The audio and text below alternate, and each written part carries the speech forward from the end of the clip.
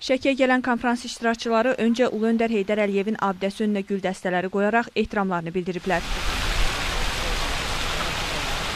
Ümumilikdə 10 ölkəni təmsil edən qonaqlar Xan Sarayına gəliblər. Onlara bu tarixi abidə barədə ətraflı məlumat verilib. Sonra konfrans iştirakçıları Şəki şirniyyatına qonaq ediliblər. Azərbaycanı sevirik və sevdirməliyik. Azərbaycanın dostları çoxalır. Hər bir konfrans, hər bir gəlişləri xarici qonaqların Azərbaycan olan münasibəti müsbət tərəfə dəyişir.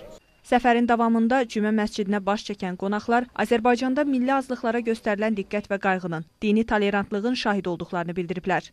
Qaxta kilsədə keçirilən tədbirdə iştirak etdik. Məndə belə bir təəssürat yarandı ki, Azərbaycan bütün dinləri özündə birləşdirərək sıx, sivil bir cəmiyyət qurmaqda davam edir. Heydər Əliyev mərkəzində keçirilən tədbirdə Şəkinin tarixi keçmişi, son dövrlər rayonda aparılmış abadlıq və yenidən qurma işləri, müxtəlif sahələrdə əldə edilən uğurlardan söhbət açılıb. Şəkinin gözəl tarixi var, qədim tarixi var. Tədbirdə qonaqlar da çıxış edərək Azərbaycan barədə fikirlərini bölüşüblər. Şəkinin gözəl təbiəti, tarixi abidələrinin onlarda xoş təəssürat oyatdığını bildiriblər. Gülşən Aslanova, Xələf Xələfov, Ramin Samanov, Şəki.